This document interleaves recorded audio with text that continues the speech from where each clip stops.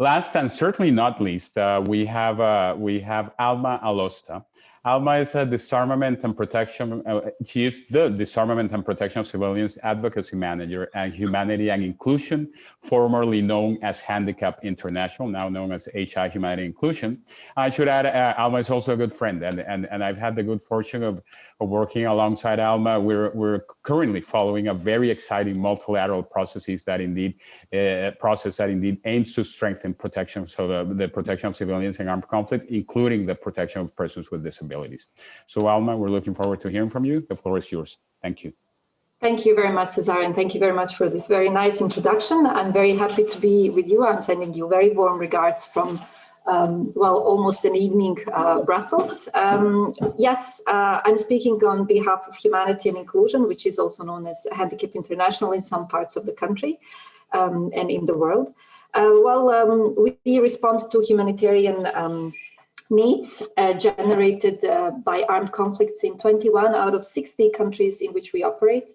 In these countries, we take actions to guarantee access to humanitarian assistance to all people at risk, especially to persons with disabilities. And the reason why I'm saying is because I really want to make sure that everything that I'm going to say here during my presentation is based on the evidences that we collect through our work and through our operations.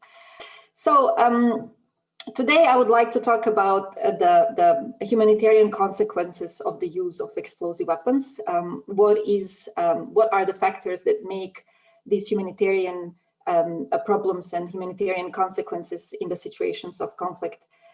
So the use of explosive weapons in populated areas is a major humanitarian problem, which causes a distinct pattern of harm. And this pattern of harm is something that is worrying us because it is reoccurring in almost all the conflicts in the world. We have seen it in Syria, we have seen it as you see in the picture, in Yemen, in Iraq, but also in Nagorno-Karabakh, which is happening right now. So to break this down in a very simple way, I would like to share a few points how this pattern of harm actually works. So explosive weapons, especially those which have wide area effects, and some of them you can see on the screen, create blast and fragmentation around the point of detonation. These wide area effects may result where an individual weapon has a large blast or fragmentation radius, where multiple explosive weapons are launched at one area, and where a weapon is not delivered accurately to the target, or we could have a combination of all these factors. So these weapons that you can see, and these are some of them, these are legal weapons. They're not legally forbidden to be used in wars, like landmines and cluster munitions, for example. But the wide area effects that they create when they are used in densely populated areas where civilians live, where children go to school, where we have markets, are extremely problematic, and they create these humanitarian consequences. So what happens if we see this big blast, and if we have a person, a human, a body, which is in close proximity to this kind of blast? What kind of injuries do we have? And if people survive, these effects will cause damage to the lungs, brain, and ears. Fragmentation and other objects propelled by the explosion can cause damage to the internal organs, depending on the entry point of the projectiles, as well as fractures of the lower and on the upper limbs.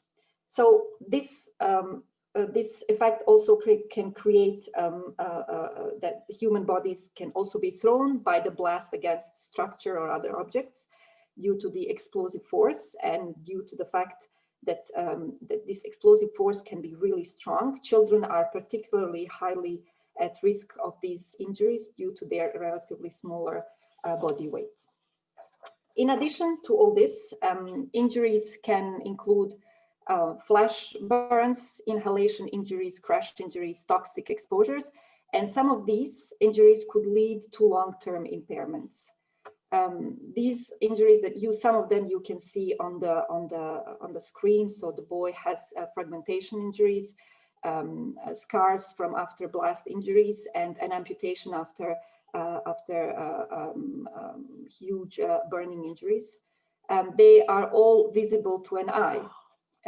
But what we are particularly worried about is the case when injuries are not visible to an eye, because not all injuries are visible to an eye, and that is the psychological impact of bombing and shelling. This is something that is particularly in the focus of HI's work, because we do talk a lot with victims of explosive weapons and with victims of conflict, and we address this psychological impact quite often.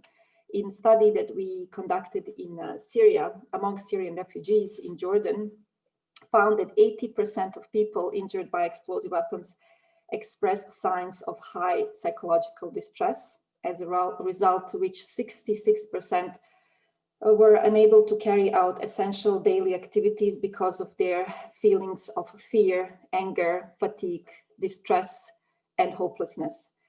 75% of the children under 5 years old, I will repeat this again, 75% of children under 5 years old that were assessed felt so afraid that nothing could calm them down. So these are all direct impacts of explosive weapons that are damaging human body and human mind. But the devastating impact of these weapons on civilians is not limited to direct harm on their lives and their health. More than often, we have these reverberating or domino effects, which follow the destruction or damage of critical infrastructure and multiply the humanitarian impact of the use of these weapons. So even when civilian infrastructure is not directly targeted, but the attack is launched against a legitimate military objective, infrastructure and services are often either directly impacted from this wide area effect of blast or fragmentation that I talked about at the beginning, or they suffer from reverberating or domino effects of the attack. This is very well explained in the ICRC study on urban services during protracted armed conflicts, but it's very easy to imagine it. If we are living in a city and if a power plant is destroyed, it means that hospital will not work properly. It means that all people that got injured during the attack and that need access to healthcare service will not be able to have access to health services. So these minor injuries can become impairments, and minor injuries could lead to death as well because of the services that are not working. This brings me to the one of the, let's say, last point to wrap up these humanitarian consequences that I want to highlight. And this is the widespread use of explosive weapons in populated areas is the leading cause also of forced displacement, driving hundreds of thousands of people to seek protection abroad. I'm quite sure that right now, as we are sitting in front of our computers in our safe homes, there's at least one family who is thinking about making the heartbreaking decision to leave their home because they cannot live under bombing and shelling.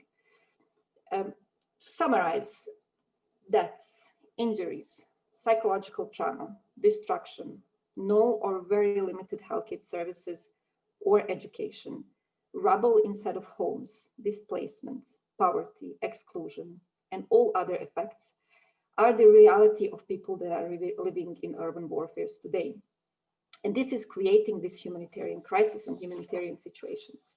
Imagine if you have a specific need and if you have a specific disability, how you can function in a situation that you see on the screen, where everything is destroyed, where there are no paths and there are obstacles on every corner.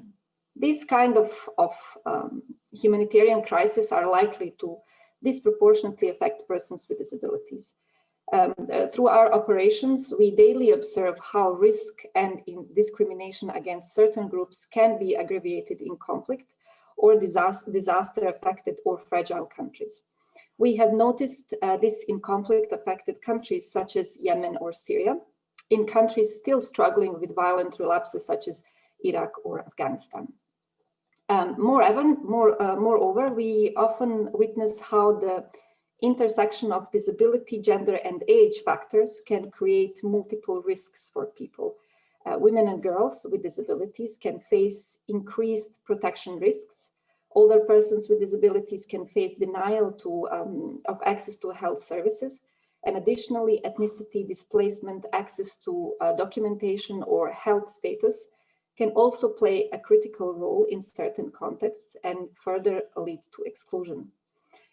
Pre-existing inequalities are often intensified in times of crisis. and are further aggravated by new risk factors due to changing environmental and shifting needs. In contexts where persons with disabilities already face structural inequalities and inaccessible service delivery, they are now confronted by increased challenges, of course.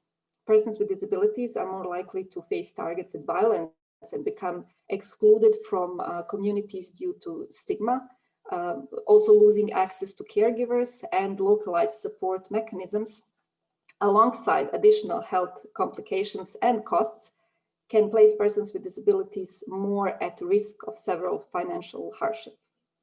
So there are various legal instruments, of course, and policies, and we have heard about them, that call for humanitarian actors to identify and respond to the needs of and the rights of persons with disabilities. And we, as I said, we have heard about that from the beginning of this panel.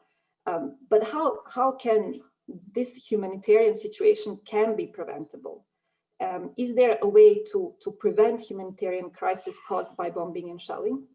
Because yet too often, this pattern of violence is treated as absolutely normal or unexceptional, or simply just a necessary part of the conflict. Humanity and Inclusion, together with other members of the International Network on Explosive Weapons, has been working against the tendency to see this as unfortunate but unavoidable or even normal part of the conflict, for falling under a catchy political term such as conflict or a terrorism. Instead, we need to work towards seeing this as a distinct humanitarian problem, which is related to the combination of weapon technology and this wide area effect that I mentioned, and a physical context where these weapons are used, so densely populated areas and areas where civilians are relying on most of their services. This is the reason why we are strongly advocating for the adoption of the political declaration that should, in fact, end this human suffering caused by the continuous use of bombing and shelling and the use of these explosive weapons in areas that are populated by civilians, but could also ensure that assistance is delivered appropriately to survivors, that rights of persons with disabilities are protected, but also ensure good access and humanitarian delivery to all the persons that are affected by the conflict. I think I lost my 10 minutes. I will be very happy to answer on all the questions that you might have in the working groups. Thank you, Sepa, and thanks to everybody else. Thank you very much, Alma. That was a great use of 10 minutes, really. Also a worrying message that we need to listen, but that it's important to hear. The description that you gave of the reality, death, injury, psychological trauma, displacement, exclusion, and the list goes on, really paints a grim picture of the reality faced during armed conflict.